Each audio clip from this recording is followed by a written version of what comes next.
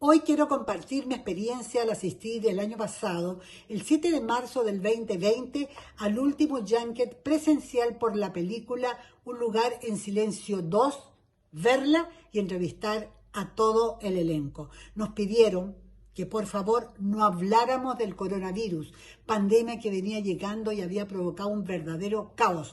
No había mascarilla, no había alcohol gel. Nos pidieron no hablar del tema, no acercarse mucho a los actores, no saludarlos de mano y no tomar fotografías.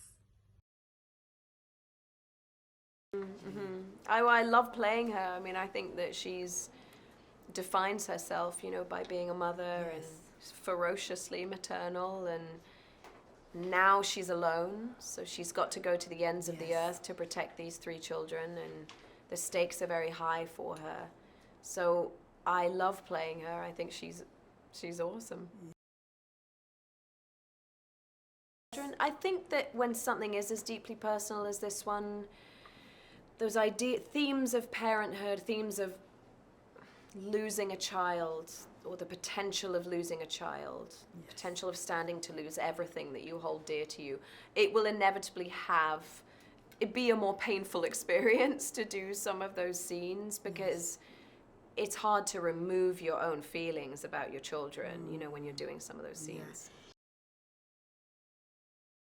In this world nowadays, it's hard to say, because I think the danger would be to not encourage children to be brave. I think that's what we talk about with our kids all the time. You've got to be kind, and you've got to be brave, and you've got to help other people. And I think what we feel on a global scale right now is a sense of fear and trepidation, and not necessarily wanting to extend your hand to your neighbor. But we need togetherness. We need it. And so I think the fear would be to encourage kids not to be brave. Oh my goodness. I'm not sure really. I think that's why the key line is silence is not enough, because it's not just about the creatures this time, it's about who else is left and how has this environment affected them, and usually quite negatively. And can you trust those people who are out there? Are they going to help you? Or are they going to be as bad as the creature? And that's the exciting part of this film. Please come and see A Quiet Place Part 2, Chile. You're gonna love it.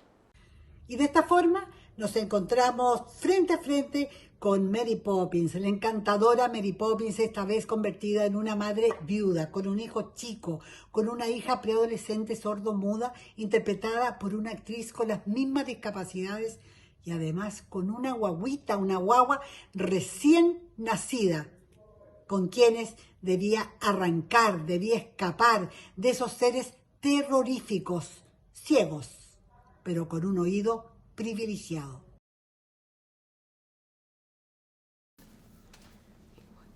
This film was very different than the first one. This one has a lot of more emotional demands and a lot more physical demands, but in many ways it feels the same, because I come back together with the cast and we bring all of our memories back to this film, and it's a very joyful moment to come back with them. Yes, it was. It was a lot more action. It took a lot more stunt work. So I had to bring a lot of energy to the set. I had to watch what I ate and, make sure I was well rested and make sure I was hydrated. And I had to push, because I had to push myself hard on this film.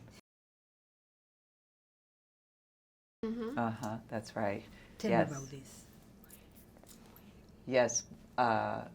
We as the family, are going on a new journey, and we have no idea what's out there. And now we're a family who's trying to move on with the loss of, with the loss of the father, with the loss of the husband. So we are on a journey that we've never experienced before, which is very emotional. And we have to, find what's safe in the soundscape, what is safe, what's not safe. And it was hard to do, you know what I mean?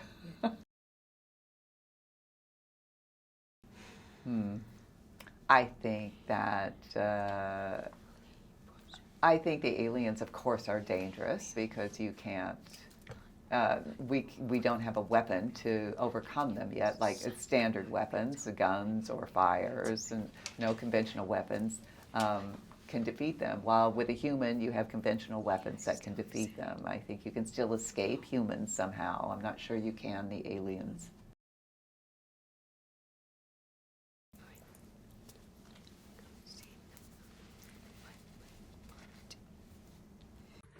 La historia la escribió John Krasinski, su marido en la vida real, quien es el director y que cumpliendo el mismo rol de marido como actor en la primera parte, no logró sobrevivir, quedando esta vez solo tras las cámaras. I just think that this movie is so uniquely primed for the theater. We designed it completely to be a theatrical experience. And mostly due to the sound experience that you can have. Clearly our movie is reliant on sound, both from the creature standpoint and the human standpoint. And so we really, in this movie, tried to push the boundaries even more of what we did with sound and actually put you in the movie and make you feel like you were a part of this terrifying experience. So I think we, from a preparedness, we've been waiting for a year to come out, so we're ready to be one of the first ones out. And I think from a movie making standpoint, we are a theatrical experience all the way. And so I think this is one of those movies that you go to the theater to see, and so we're lucky to be one of the ones that will bring you to the theater. Es un thriller, una muy buena película de terror que plantea con una actuación insuperable y una dirección donde los silencios, la música, en un matiz perfecto, con la intimidad de la familia, la transforman en un gran panorama. Ya está en todos los cines.